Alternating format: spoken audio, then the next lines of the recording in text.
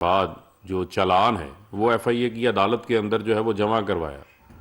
بنیادی طور کے اوپر شہباز شریف، جن کے بارے میں سب کو معلوم ہے، یہ ہمیشہ آپ کو پتہ ہوگا کہ پبلک ہیئرنگز کے اندر ایک بات کرتے نظر آتے تھے کہ میں نے ایک دھیلے کی کرپشن نہیں کی، میرے پہ ایک دھیلے کی کرپشن ثابت ہو جائے میں سیاست چھوڑ دوں گا۔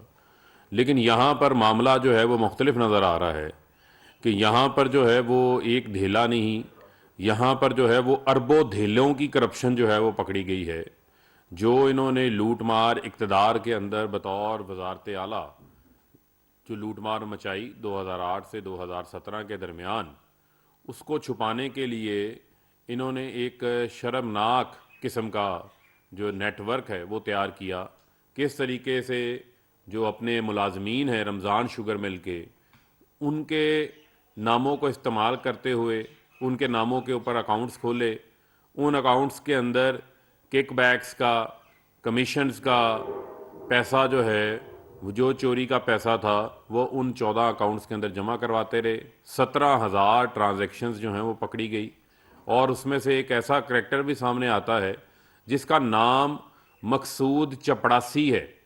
وہ مقصود چپڑاسی جو رمضان شوگر مل کے اندر ایک پی این کا کاروبار کرتے ہیں، جو ایک پی این کے طور کے اوپر کام کرتے ہیں، چائے پلانے والے کے طور کے اوپر کام کرتے ہیں، جن کی تنخواہ 10 سے 15,000 روپے کے درمیان تھی، ان کے اکاؤنٹ کے اندر 4 ارب روپے آ جاتا ہے۔ 4 ارب روپیہ 10,000 روپے تنخواہ ماہوار کے اوپر کام کرنے والے مقصود چپڑاسی کے اکاؤنٹ کے اندر آ جاتا ہے۔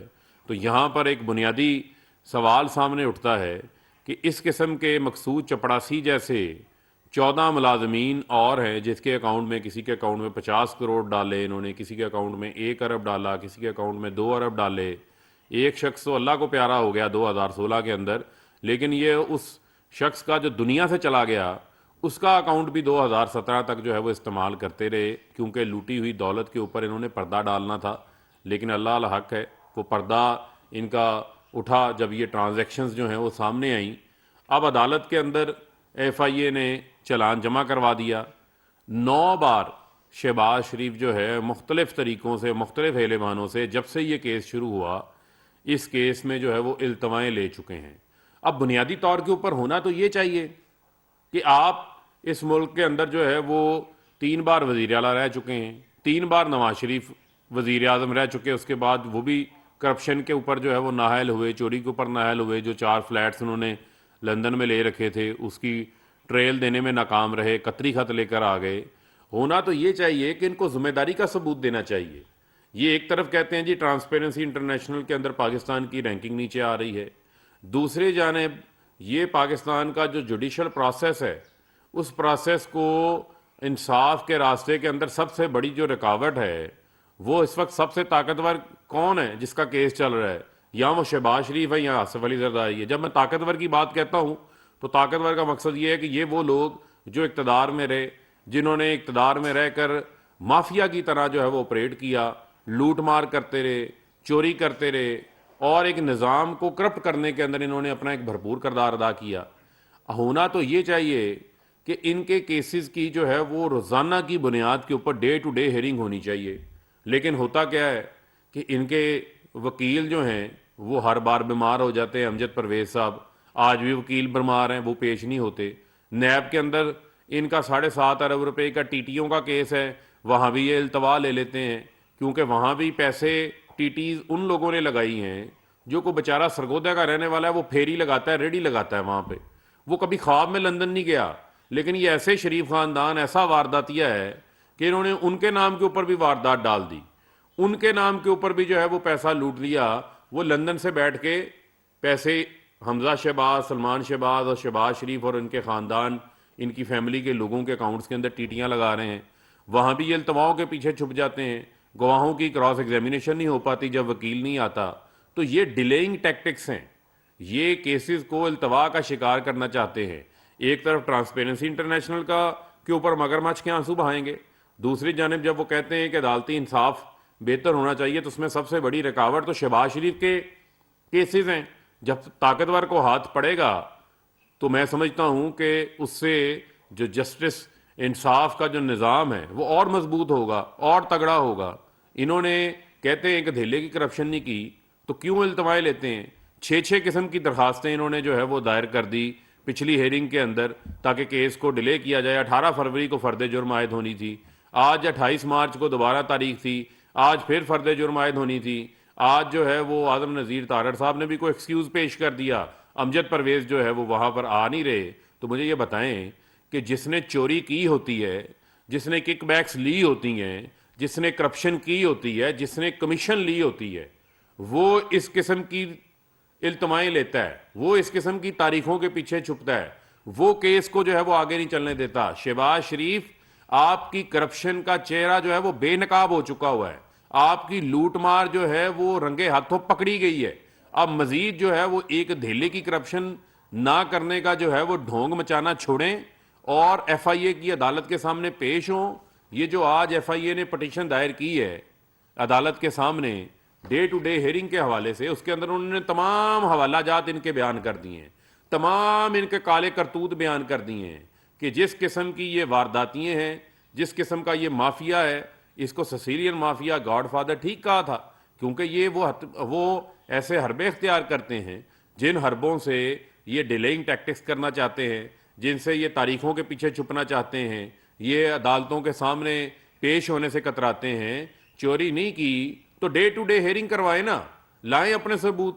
وہ سلمان شہباز جو کہ جس نے جعلی اکاؤنٹوں کا جو گرو ہے, جو جعلی اکاؤنٹوں کا جو ہے وہ بادشاہ بنا ہوا ہے, جس نے یہ سارے بے نامی اکاؤنٹس بنا کر آپ کو فائدہ پہنچایا شہباز شریف کو, کیونکہ شہباز شریف نے تو بطور وزیر اعلیٰ سلمان شہباز, حمزہ شہباز کو لوٹ مار کی کھلی چھوٹ دی ہوئی تھی کہ آپ لوٹتے رہو, میرے اقتدار کا جو ہے وہ آپ ناجائز فائدہ اٹھاتے رہو. یہاں پر میں سوال پوچھتا ہوں, مجھے بتائیں, مجھے کوئی ایک مثال دے دیں, کسی غریب کے اکاؤنٹ میں 4 ارب آیا, کبھی 2 ارب آیا, کبھی 1 ارب آیا, اس کے اکاؤنٹ میں تو نہیں آتا, لیکن رمضان شوگر مل کے ملازمین کے اکاؤنٹس کے اندر آ جاتا ہے. تو لہٰذا مجھے لگتا ہے کہ سب کو رمضان شوگر مل کا ملازم بنا دینا چاہیے تاکہ لوگ سارے ارب پتی ہو جائیں. جس قسم کا مذاق, جس قسم کا فراڈ انہوں نے کیا, ان کا نام تو جو ہے وہ فراڈیوں کی gains book of world record کے اندر جو ہے وہ آنا چاہیے شہباز شریف کا. شہباز شریف تو مسٹر فراڈی نمبر 1 ہے. آصف علی زرداری کو بھی پیچھے چھوڑ گئے ہیں جنہوں نے سڑکوں کے اوپر ان کو گھسیٹنا تھا. میرا یہ عدالت سے بھی استدعا ہے کہ جو یہ ایف آئی اے کی ڈے ٹو ڈے ہیرنگ کی پٹیشن دائر ہوئی ہے, ہم ریپیٹڈلی یہ بات کرتے آئے ہیں کہ انصاف ہوتا ہوا نظر آنا چاہیے. Justice delayed is justice denied. طاقتور کو قانون کا خوف پیدا ہونا چاہیے.